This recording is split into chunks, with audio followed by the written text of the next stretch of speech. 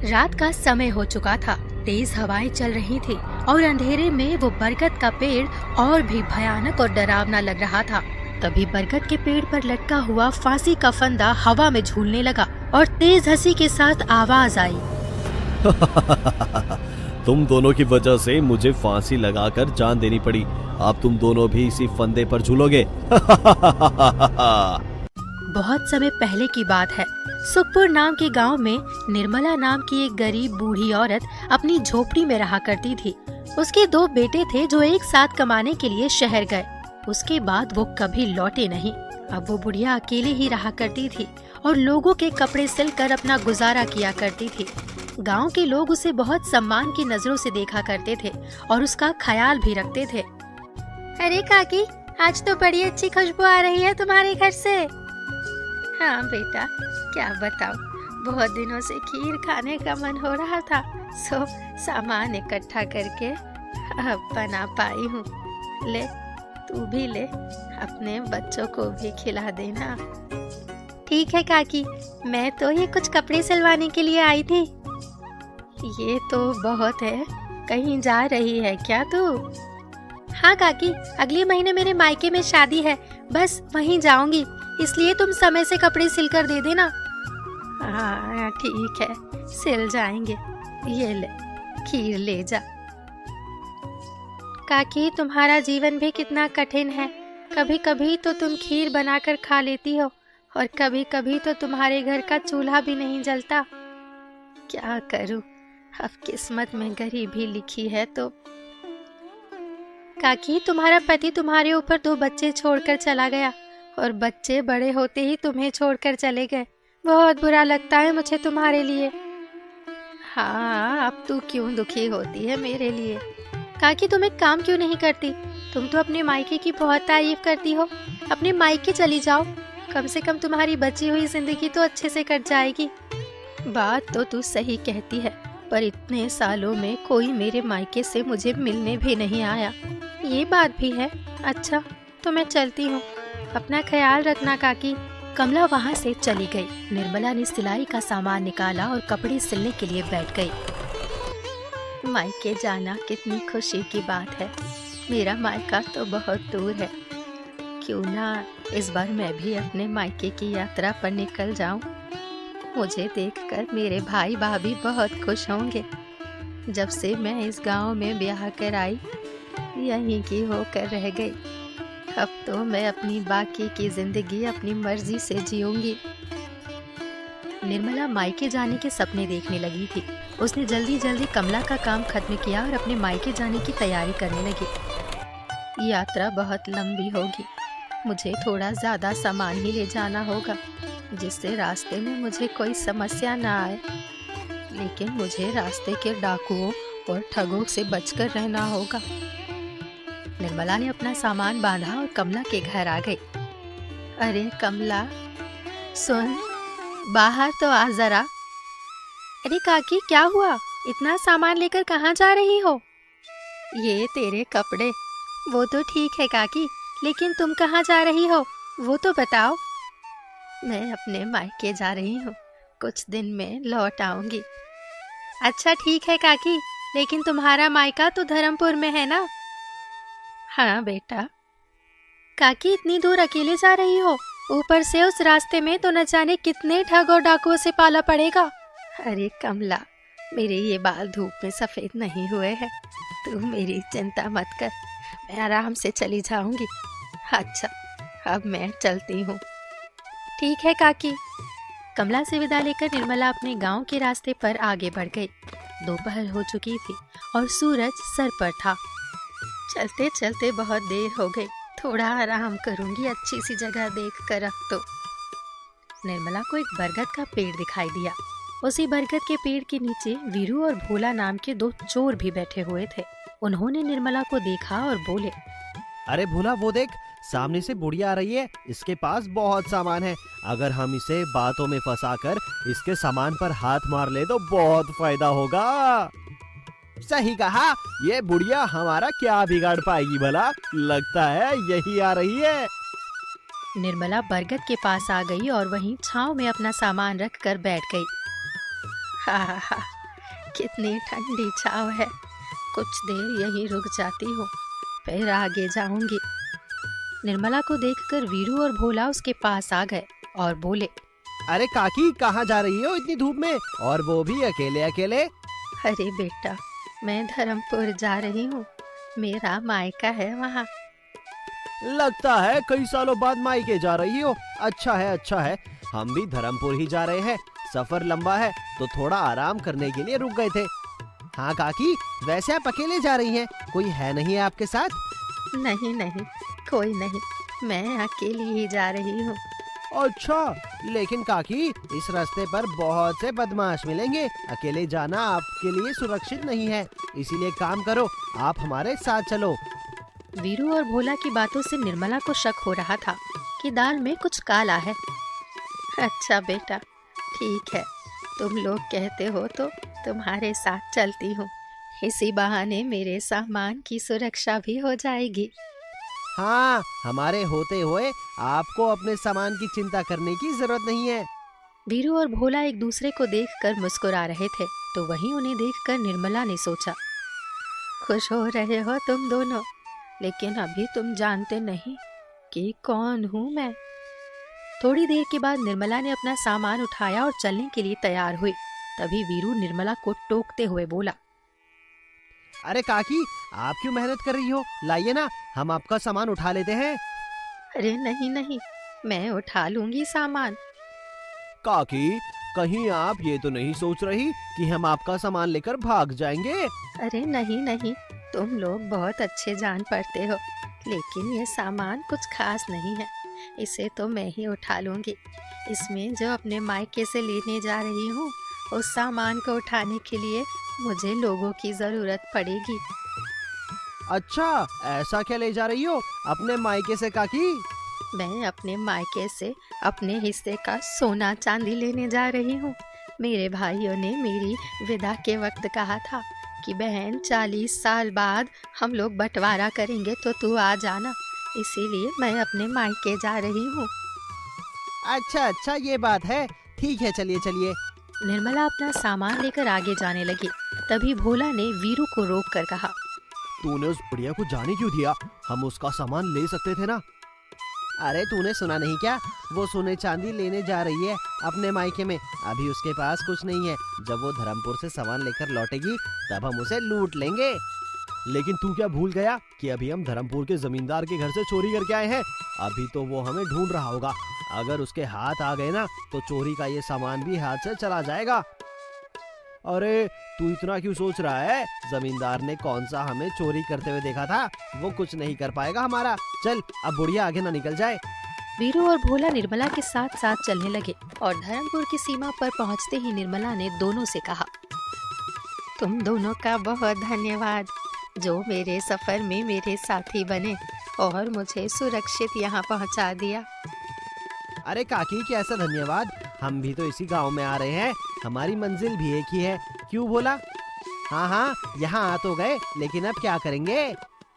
क्या बात है बेटा, तुम परेशान क्यों लग रहे हो? काकी, हम दोनों काम ढूंढने के लिए यहाँ आए हैं, लेकिन हमें पता नहीं है यहाँ कौन काम देगा। अरे भोला, तू चिंता क्यों कर रहा है? अपनी काकी है ना, उनके मायके में कोई ना कोई काम हमें मिल जाएगा। क्यों काकी, सही कहा ना? हाँ हाँ, सही कहा। ठीक है, तो चलो तुम दोनों मेरे साथ। निर्मला उन दोनों को अपने साथ अपने मायके ले गई। निर्मला को देखकर उसके भाई और भाभी बहुत खुश हुए और घर को देखकर निर्मला बोली, क्या बात है भैया, घर तो अब हवेली बन गया है। अरे बहन, तू इतने सालों बाद आई है, ये दोनों कौन है? तेरे बेटे? नहीं नहीं भैया, ये दोनों तो मुझे रास्ते में मिल गए थे, अब कुछ काम ढूंढ रहे हैं, इसलिए मैं इन्हें यहाँ ले आई। अपने खेतों पर इन्हें कोई काम दे देना। ठीक है, तू अंदर आ, मैं इनके रहने की व्यवस्था घर के बाहर करवा देता हूँ। निर्मला घर में आ गई और उसके भाई ने वीरू और भोला को गौशाला के पास रहने की जगह दे दी। अगली सुबह निर्मला अपना गांव घूमने के लिए निकल पड़ी, तो वहीं वीरू और भोला खेतों पर काम करने के लिए चले गए। अरे निर्मला, तुम कब आई? बस कल ही आई भैया, तुम बताओ कैसे हो?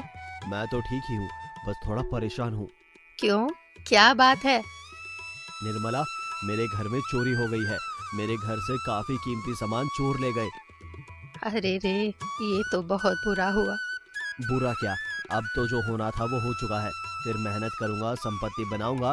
लेकिन बहन निर्मला, तुम इतने सालों बाद आई हो, ये लो, ये अंगूठी रखो मेरी तरफ से। अरे नहीं नहीं, इसकी क्या जरूरत है? अरे बहन भाई को मना नहीं करती, लो रख लो। निर्मला ने अंगूठी ले ली और घर आते हुए सोचने लगी, ये अंगूठी तो कहीं देखी लग रही है, कहाँ देखी है मैंने? ऐसा सोचते हुए निर्मला अपने खेतों के पास से गुजरी और उसने देखा कि वीरू और भोला खेतों में जी तोड़ मेहनत कर रहे हैं।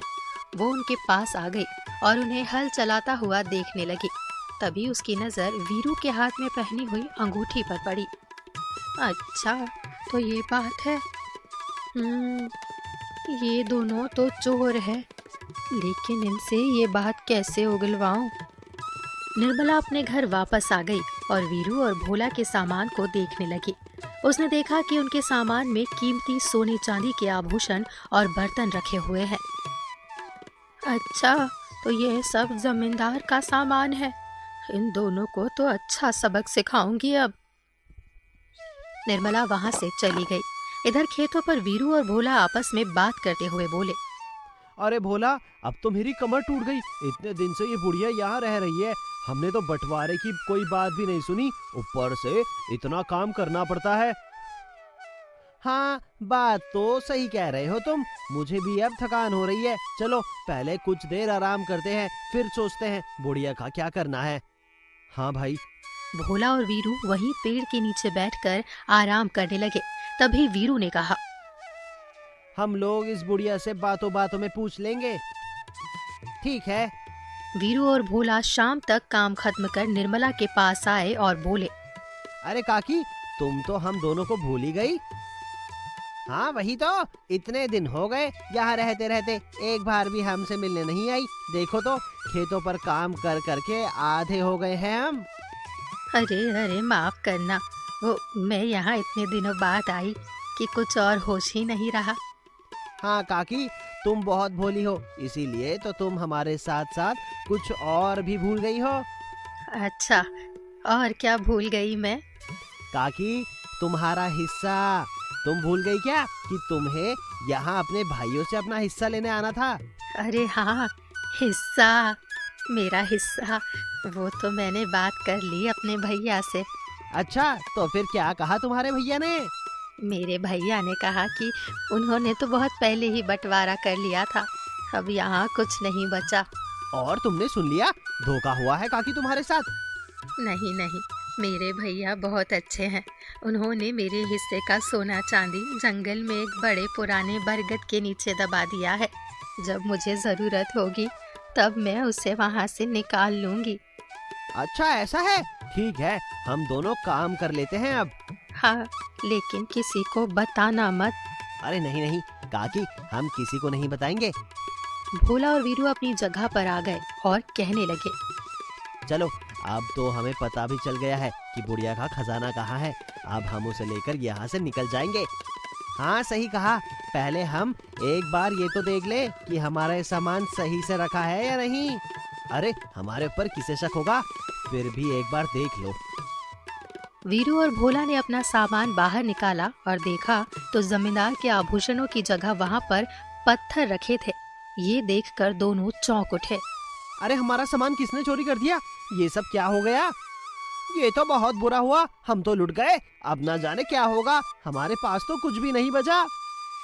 अरे मेरे दोस्त, अभी परेशान नहीं हो, हम अब उस बुढ़िया का खजाना बाहर निकालेंगे और यहाँ से भाग जाएंगे।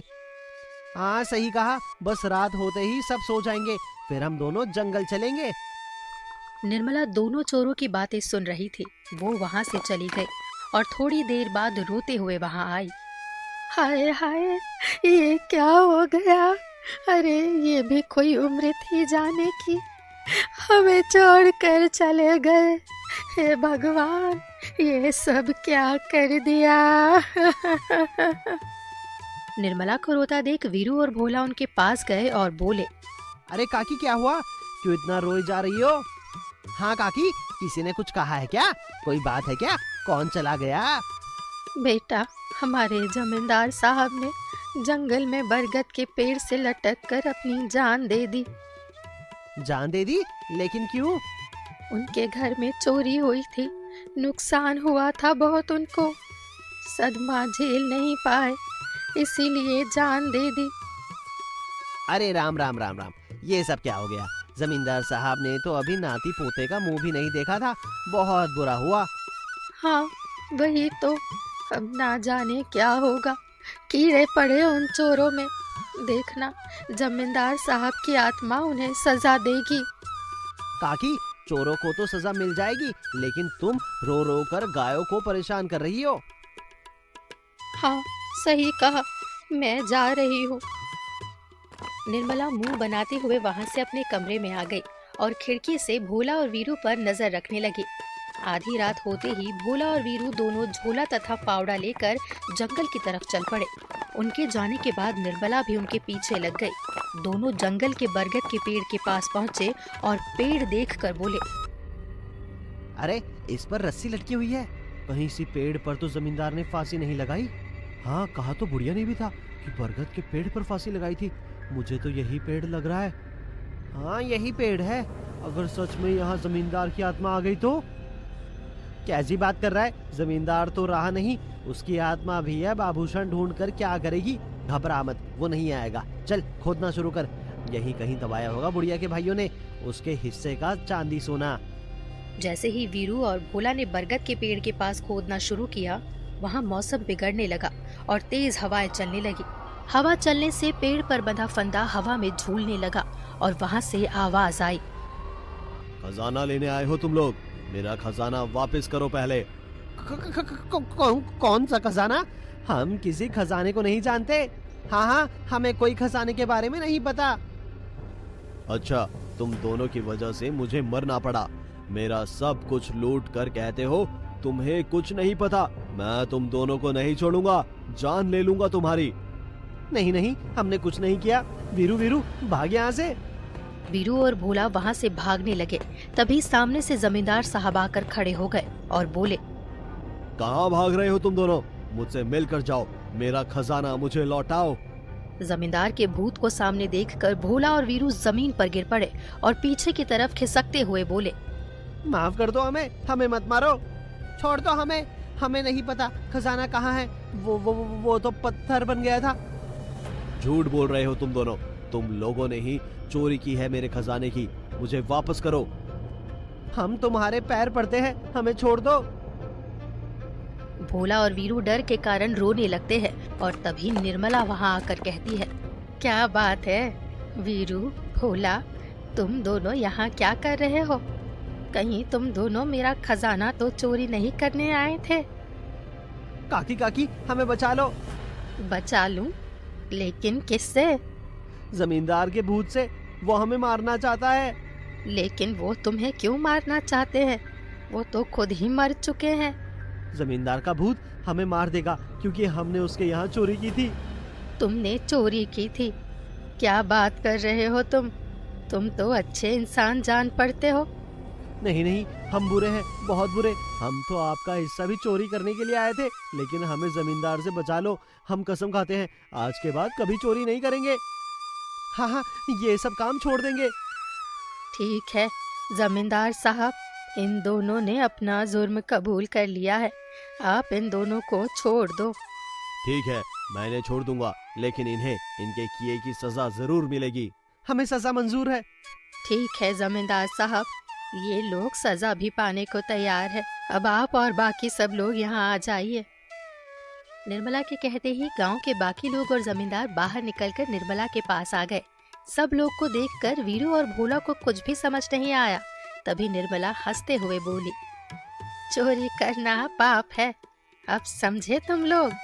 ये जमींदार साहब जिंदा है, ये सब हमारी योजना थी, तुम लोगों से सच बाहर निकलवाने की। हाँ निर्मला बहन, तुम्हारा बहुत बहुत धन्यवाद, जो तुमने मेरी संपत्ति लूटने से और मुझसे दूर जाने से बचा ली। तुम बहुत ही चतुर हो। अरे भैया बस कीजिए, नहीं निर्मला, मैं तुम्हें अपनी आधी संपत्ति देना चाहता हूँ। तुम मना नहीं करोगी और इन चोरों को तो अब पंचायत में सजा मिलेगी। बाकी के लोग भोला और वीरू को पकड़ कर ले गए और जमींदार ने निर्मला को बहुत सा धन और आभूषण देकर विदा किया। निर्मला अपने घर पर सुखपूर्वक लौट आई। उसके लौटते ही कमला उससे मिलने आई और बोली, वाह काकी, किस्मत हो तो तुम्हारी जैसी। तुम पहले ही मायके चली जाती तो अच्छा होता। बेटा, जो कुछ भी होना होता है तय समय पर ही होता है, उससे पहले कुछ नहीं हो सकता। हाँ, सही कहा काकी। उस दिन के बाद से निर्मला का बाकी का जीवन खुशी खुशी बीतने लगा।